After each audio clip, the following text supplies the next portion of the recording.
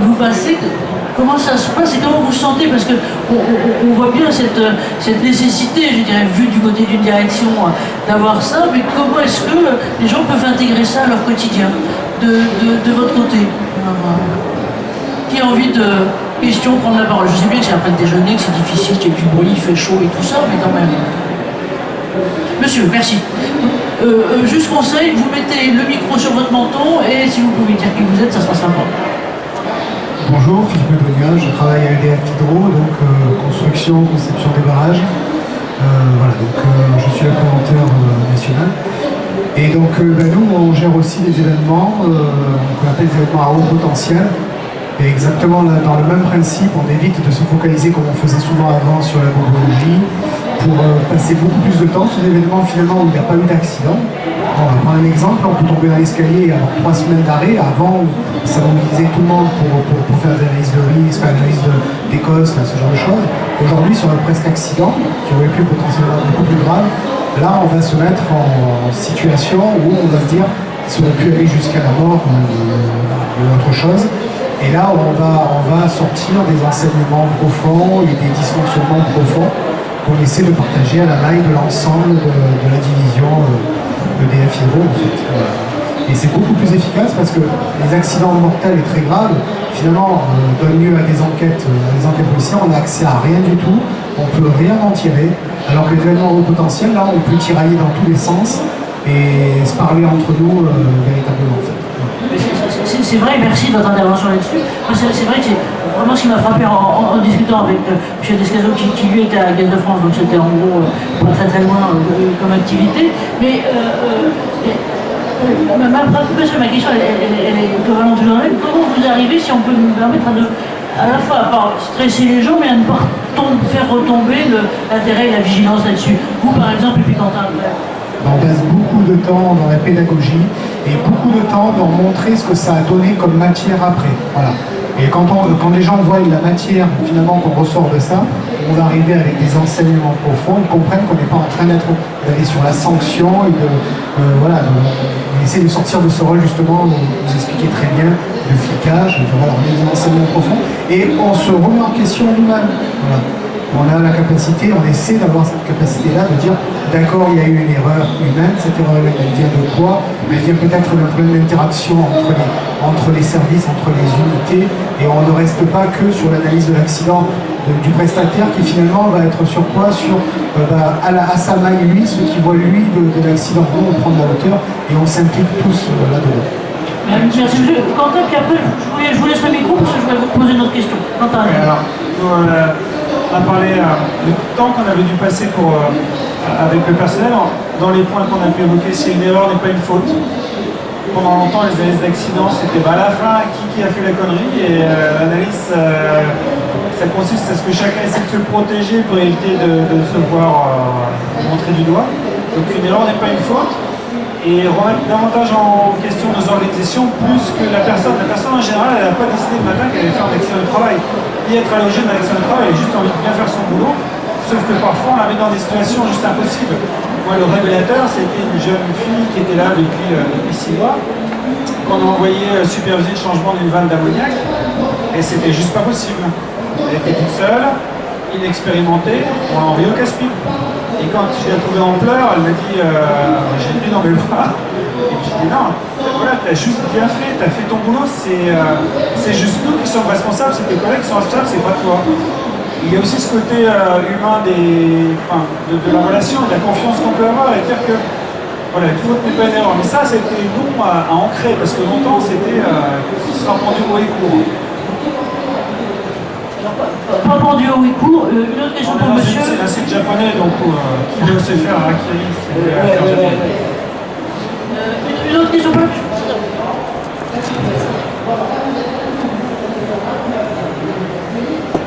Vous avez beaucoup mis l'accent sur le terrain, sur les personnes. Est-ce qu'il y a une action sur le choix des personnes? Je veux dire, je ne parle pas en termes de sanctions, mais je veux dire, il y a des personnes qui sont bonnes pour coordonner et qui vont être sécurisantes pour la maintenance. Il y en a d'autres qui vont être bonnes pour regarder les tableaux et pour déclencher, mais qui ne seront pas bonnes en coordination. Est-ce que sur le choix des personnes, il y a quelque chose à mener. Notamment chez les opérateurs, on est en 5 donc on a 5 équipes. Il faut effectivement aller chercher des leaders d'opinion, ceux qui vont faire que les autres vont suivre. Donc il faut arriver à convaincre un petit noyau de personnes qui vont emmener les autres. Après, il y a des personnes qui, dans leur rôle, étaient très bons techniciens de maintenance, par contre incapables de travailler avec des collègues. Donc il vaut mieux qu'ils soient un petit peu moins bons techniquement, et par contre qu'ils se coordonnent bien avec la prod. Je pense notamment à un technicien qu'on a amené sur un autre emploi parce qu'il est beaucoup mieux, il est beaucoup plus à l'aise, il travaille en solo. Mais effectivement, c'est un travail de coordination, et si vous êtes en maintenance et que vous refusez d'échanger avec la prod sur la mise à disposition d'un équipement, c'est juste pas possible. Donc oui, dans les organisations, ça nous a amené à revoir le rôle de chacun et de remettre les personnes dans des rôles où ils soient meilleurs, notamment cette capacité à travailler en équipe. Merci à vous. Moi, j'ai un prolongement de questions, je dirais, pour tous les deux et pour tous, là-dessus. C'est, à propos de rôle, on voit de plus en plus ces activités s'externaliser, donc il y a une partie de services et d'activités qui sont externalisées. Il y a quand même un poids de sous-traitants et de sous-traitants en cascade qui est aussi de plus en plus important. Comment vous faites avec ça, Quentin, et puis peut-être monsieur, si vous voulez dire deux mots là-dessus. Alors on est soumis à la directive de 2003, la loi Bachepeux, la loi RISC. Et la loi RISC, c'est le petit point notamment, c'est que les anciens CHSCT sont devenus CSSCT, et on a un CSSCT pardon, site. C'est-à-dire qu'on ne raisonne pas la Ginomoto et entreprises intervenantes, on raisonne site. Et on ne peut pas raisonner autrement, parce que les plus exposés au final, ce ne sont pas nos opérateurs, ce sont les entreprises qui interviennent. Donc là, l'organisation, elle est vraiment globale, elle n'est pas centrée sur nos hommes. Et on garde aussi pas mal d'activités chez nous, parce que la sous-traitance, notamment la sous-traitance sur cascade, c'est un des éléments. Alors il y a le facteur temps, il y a les changements de poste, il y a la sous-traitance. Et tous ces facteurs, si vous les ajoutez, l'accident, vous allez avoir un retour de l'occurrence beaucoup plus important en multipliant ces facteurs. Exactement de la même façon, on essaie de faire des distinguos entre le sous-traitant et EDF dans la gestion d'événements. C'est pour ça que je disais tout à l'heure, on n'en reste pas à l'analyse de l'événement fait par l'entreprise. On va dire nous et nous, quelle est notre responsabilité dans l'événement qui vient de se produire. Donc essayer de se mettre au même niveau, essayer de leur apporter un niveau de formation équivalent. Parce que souvent nous, au côté EDF, on a beaucoup de formation, on a accès à des choses que les prestataires n'ont pas. Donc on travaille sur ces points-là. Et on voit dans les analyses des événements qu'on a eu souvent cette notion de sortir finalement de son rôle. Parce que finalement, quand on est dans l'imprévu, ce qui se passe beaucoup, c'est celui qui a le plus envie de résoudre le problème, de rendre service, qui va prendre le devant. Et souvent, c'est pas celui qui a la responsabilité. On essaie de travailler sur ces notions-là aussi. Oui, merci de préciser ça, parce qu'effectivement, on voit bien que quelquefois, ce qui peut donner, avoir envie de porter une solution n'est pas forcément celui qui justement porte la meilleure de ce côté-là, et à la fois, il ne faut pas le dissatisfaire, et en même temps, il faut faire partie des autres, faire parler les autres. Merci, oui. Oui, on a eu parfois des opérateurs hyper motivés qui avaient vraiment envie de bien faire et qui se mettent en danger ou qui mettent les autres en danger en pensant bien faire. Donc la force du groupe, elle est aussi celle-là, c'est que avec les regards croisés, les échanges, on arrive à, notamment en sécurité, si on appelle ça la sécurité, gérer une forme de compromis. Alors c'est pas au mauvais sens du terme, mais la sécurité, c'est toujours quel est le niveau de risque que j'accepte de prendre. Et tous ensemble, on s'aligne sur ce niveau de risque, on est tous d'accord. Et si ça se passe mal pour nous ou pour une autre, c'est le choix d'une équipe et c'est un alignement sur un niveau de prise de risque qui est conscientisé et qui est partagé. Et c'est très différent d'un système où on se démerde entre prod maintenant sans trop communiquer, pourvu que le service sécurité ne passe pas par là parce qu'on va se faire taper dessus. On assume quelque part ces choix et on les partage. Merci à vous. Alors, autre question, remarque, expérience aussi. Merci, monsieur. Bonjour, Frédéric Henker, je fais partie du groupe Orano. J'ai une petite question qui n'est pas une question piège, c'est juste pour avoir le lien logique qu'il peut y avoir entre le document unique et les situations que vous découvrez sur le terrain.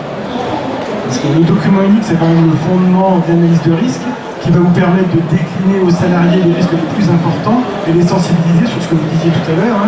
Et qui est vrai, on a une perte de connaissances quand on a un renouvellement important de personnel. Et je voudrais savoir comment vous procédez pour que ce lien reste cohérent. Alors, d'abord, je voudrais dire qu'entre le le droit du travail, le droit de l'environnement. J'ai une étude de danger où les vannes ammoniaques s'arrêtent en début d'atelier. Donc jusque-là, c'est le droit de l'environnement. Quand je suis dans l'atelier, c'est le droit du travail. On voit bien que tout ça, c'est pas cohérent. Donc, nous, notre responsabilité, c'est pas de savoir si c'est le droit de l'environnement ou si c'est le droit du travail, c'est de protéger les salariés. Et quelque part, à travers le droit de l'environnement, on protège les populations alentours. Par contre, nos salariés, ben, finalement, c'est pas les moins exposés. Donc je voulais juste partager cette difficulté qu'on a de faire correspondre ces deux obligations légales. Ensuite, sur le document unique, effectivement, toute la difficulté des interventions, c'est que l'entreprise intervenante doit venir en apportant un certain nombre de risques. Nous, on a les risques qu'on met à disposition entre guillemets, des entreprises intervenantes. Ça veut dire qu'à chaque fois, on refait un permis d'intervention et une analyse de risque. On ne peut pas s'appuyer sur un document unique pour les interventions de maintenant, c'est juste pas possible. En tout cas, dans notre cas, il y a le salarié dans ses déplacements, ses prises d'échantillons, ses mesures de pH, ses tâches normales. Par contre, les interventions sont à chaque fois remises sur le bureau, et notamment celle à haut potentiel de gravité. Et le doc unique, il n'est pas là parce que le doc unique, il est chez l'entreprise intervenante, il est chez nous. Et les interventions, c'est juste le plan de prévention, c'est-à-dire que si on voulait le plan de prévention qui cadre, nous à chaque fois on se fait un petit plan de prévention spécifique à l'intervention. D'où la lourdeur administrative, d'où les 25 000 harpies, d'où la difficulté sur ces 25 000 de trouver les 50 qui vont générer des activités, des dangers, et sur les 50, les 10 ou 15 qui vont potentiellement créer un mort ou un décès grave. Donc la volonté de couvrir ça, administrativement, ça nous amène aussi à faire que les gens remplissent des tas de papiers qu'à la fin, ils font plus la distinction entre un changement de vanne sans danger a priori et une intervention plus à risque. Oui, j'aurais presque tendance à vous rendre le micro parce que j'imagine que vous aviez, comme dirait Montaigne, une pensée de derrière en posant la question. Juste si vous pouvez, monsieur, commenter 2 minutes, on a encore un petit moment. Ça veut dire, je rejoins aussi le collègue, qu'en fait il faut aussi se soucier des entreprises qui sont des partenaires. On dit souvent des sous-traitants, mais ce sont des partenaires qui aident à la vie de l'entreprise, et de pouvoir remonter les accidents et les presque accidents de tout le monde. Et de pouvoir en fait les hiérarchiser, donc il faut avoir, je pense, une certaine maturité pour pouvoir dire quelqu'un qui glisse sur le trottoir, c'est le niveau le plus faible, même si on peut se faire très mal, et quelqu'un qui va chuter, ou faire tomber quelque chose d'un échafaudage, ça aurait pu être mortel, et donc c'est de pouvoir classer dans les 25 000, vous avez dit. Alors là, c'est vrai, un peu comme pour les études d'énergie, on s'appuie sur l'historique pour essayer de calculer nos probabilités. Depuis 15 ans, on fait 50 à 60 analyses, donc ça fait presque 1 millier d'incidents qu'on a pu enregistrer. Sur ce millier, on est allé chercher ceux, ça nous a aidé à faire le top 3 dans les ateliers, ceux où là, ça aurait pu très mal se passer. C'est toujours la règle du 80-20. Sur une 50-60 accidents, on en a une dizaine où là, vraiment, celui-là, là, on a eu de la chance. Alors, on a procédé comme ça dans le groupe où je travaille, et on a ensuite mis en place ce qu'on appelle des ancrages, des incontournables. Donc il y en a 5 qui sont basés sur ces analyses de la pyramide de Burn, où vous allez chercher votre risque événement et qui vous permettent après de dire c'est sur cet axe-là qu'on doit agir. Mais c'est pas simple, je vous rejoins. Merci à vous. C'est effectivement ce qu'on voit au travers de ce que vous dites là, si je peux me permettre, pardon. J'entends, ça m'intéresse ce que vous dites, parce qu'effectivement la conciliation et la condamnation, c'est vraiment le cœur du problème. Mais ce qui est intéressant, si je peux me permettre, pour les plus petits que nous sommes, vous allez continuer là tout à l'heure, c'est de voir que voilà, vous êtes 3 des demi-gros, des très gros et des demi-gros, entre Orano, EDF, Ajinomoto. C'est le soin que vous prenez, je dirais, de vos intervenants externes, de vos sous-traitants. Je pense qu'il y a 4-5 ans, on n'aurait pas forcément eu, en tout cas officiellement, ce type de position que vous aviez les uns et les autres. Et c'est vrai que, notamment que ce soit dans les bilans, les systèmes de pilotage ou autres, vous avez quand même un certain nombre d'interrogations et d'entreprises qui étaient quelquefois un peu frileuses à mettre, j'allais dire, dans le même panier leurs intervenants tous azimuts. Donc merci et bravo à vous de faire ça. On a encore 3 minutes. Moi, je voudrais, pardonnez-moi, mais lui poser une question vous vous posez, c'est globalement, après Lubrizol, vous voyez que dans chacune des régions, on a eu à la fois de la presse et puis les différentes instances, dont les DREAL, qui ont dit, qu'est-ce qui se passe, quelle est puisque vous êtes dans les Hauts-de-France, quels sont les autres sites à risque. Et c'est sorti, donc là c'est France 3, mais on a eu la même chose ailleurs. Une carte, donc une carte interactive, là elle n'est pas, des sites potentiels. Et l'Adréal, donc là, sort un bilan en nous disant, et ben voilà, on a 50 sites ou 50 sites sur lesquels il peut y avoir des risques technologiques et des risques technologiques majeurs. Qu'est-ce que vous faites? J'ai sorti ceux de la Somme et donc vous voilà. Alors parlons de poser la question et un peu de celle que tout le monde se pose. Alors en fait, ce type d'événement, on imagine que ça doit réactiver plein de choses tout autour et même en interne. Oui, alors en interne, il faut aussi rassurer les salariés parce que on rentre le soir de son travail et on a son fils qui dit « Papa, tu vas dans un CVO, voilà. Donc il faut aussi les salariés, notamment des jeunes parents. C'est l'image que les enfants travaillent de leur papa. Donc leur rappeler chez nous quels sont les risques. Leur rappeler nos organisations, leur rappeler que le risque zéro n'existe pas, que les risques technologiques pas plus que les autres. Donc ça c'est un premier point. Après oui, il va y avoir beaucoup d'obligations avec des réactivations de cellules, les comités de sécurité santé, les comités locaux d'information de concertation.